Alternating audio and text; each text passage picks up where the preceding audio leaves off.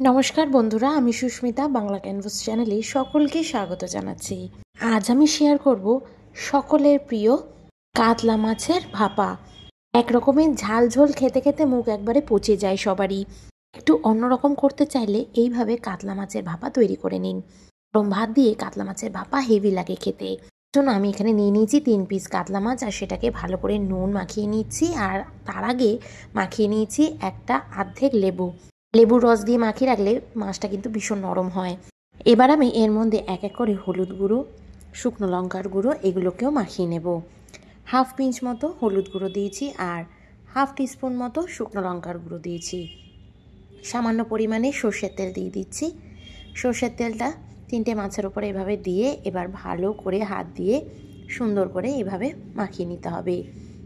মশলাটাকে এইভাবে হাত দিয়ে মাখিয়ে নিচ্ছি যাতে পুরোপুরি ভিতরে ঢুকে যায়। আর খানিকক্ষণ মাছটাকে ম্যারিনেট করে রেখে দিতে হবে সাইডে। যতক্ষণ আমি অন্য সব কাজ সারবো ততক্ষণ এটা ম্যারিনেট করে রাখা থাকবে সাইডে। এতে করে মাছটা সফটও হয় আর খেতে তো দারুণ হয়। মাছটা এভাবে ম্যারিনেট করে রেখে দিয়েছি। আর এখানে একটা পেস্ট তৈরি করে নিই, চলুন। এখানে 2 চামচ মতো সর্ষে নিয়ে নিলাম, সাদা সর্ষে ইউজ করছি। আর এটা ছোট চামচেরই 2 চামচ ব্যবহার করলাম। এবার এর মধ্যে দিয়ে দিতে হবে 1 থেকে 1.5 চামচ মতো কালো সর্ষে। আপনারা 2 চা চামচও ইউজ করতে পারেন। এবার কালো সর্ষে আর সাদা সর্ষে দেওয়া হয়ে গেছে। এর মধ্যে আমি দিয়ে দেব অল্প পরিমাণে পোস্ত। 1 চামচ বা 1.5 চামচ পরিমাণে পোস্ত আমি এখানে ব্যবহার করব। পোস্ত দিলে কিন্তু এই স্বাদটা দারুণ হয়। ব্যাস, সর্ষে পোস্ত দেওয়া হয়ে গেল। এবার এটাকে শুকনো গ্রাইন্ড করে নেব। শুকনো গ্রাইন্ড করার পরে একটা পাউডার টাইপ হয়ে যাবে। এর মধ্যে দিয়ে দেব আমি একটা আস্ত টমেটো। ছোট টমেটো বলে এটাকে আমি পুরোটাই দিয়ে দিলাম, মাঝখান থেকে একটা কাট লাগিয়ে নিয়েছি। দিয়ে দিচ্ছি 2টো কাঁচা পাকা লঙ্কা মাঝখান থেকে ফাটিয়েই দিয়ে দিচ্ছি এর মধ্যে। আর দিয়ে দেব সামান্য পরিমাণে জল, সামান্য একটুখানি নুন আর শুকনো লঙ্কার গুঁড়োটা আমি পরে অ্যাড করব। এটাকে আগে জল দিয়ে একটা মিহি পেস্ট তৈরি করে নেব। মিহি পেস্ট তৈরি করা হয়ে গেছে। আপনাদের পেস্টটা দেখিয়ে দিই কি সুন্দরভাবে পেস্ট তৈরি হয়ে গেছে। 2 থেকে 3 বার প্রথমে আমি সর্ষে পোস্তটাকে শুকনো একবার ঘুরিয়ে নিয়েছি। তারপর আমি এটাকে জল দিয়ে একটা মিশ্রণ তৈরি করে নিলাম। এবার এর মধ্যে দিয়ে দিচ্ছি সামান্য পরিমাণে নুন আর হলুদ। তারপরে আবার মিক্সিতে ওটাকে বেটে নিয়ে আমাদের মিশ্রণ রেডি। এবার এটাকে আমি ঢেলে দিলাম আমাদের ভাপার বাটিতে। আপনারা যে কোনো হিটপ্রুফ বাটি নিতে পারেন বা পাত্র নিতে পারেন যেটার মুখটা এইভাবে আটকানো যায়।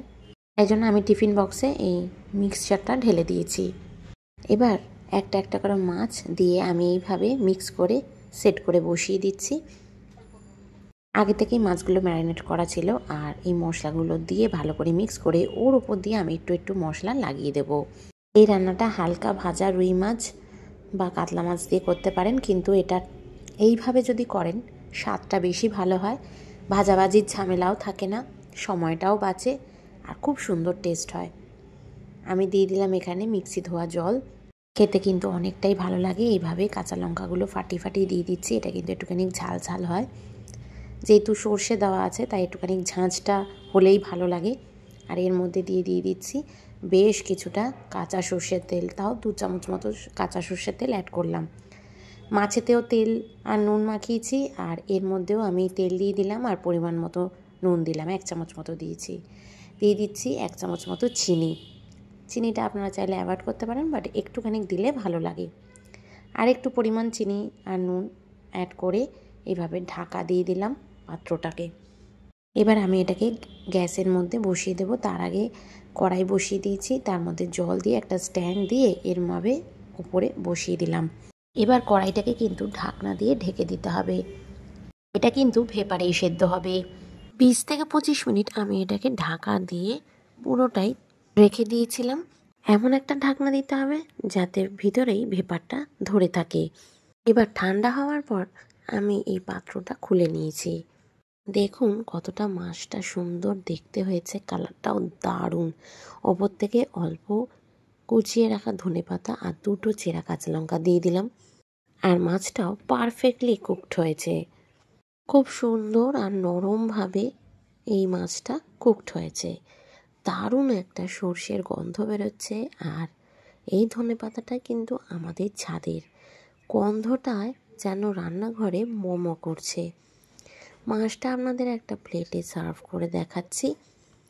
মাছও কিন্তু একবারে তেল ছেড়ে দিয়েছে। দারুণ একটা রেসিপি, অবশ্যই বাড়িতে ট্রাই করবেন। এটা দেখতে যতটা লোভনীয় হয়েছে, খেতেও কিন্তু তার থেকে আরও বেশি স্বাদের হয়েছে।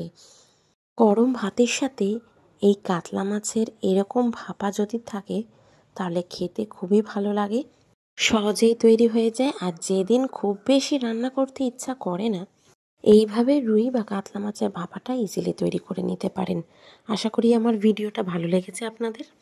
যদি ভালো লেগে থাকে অবশ্যই লাইক করবেন, চ্যানেলে নতুন হলে সাবস্ক্রাইব করবেন, পাশে থাকা বেল আইকনটা অবশ্যই প্রেস করবেন নতুন ভিডিওর আপডেটসের জন্য।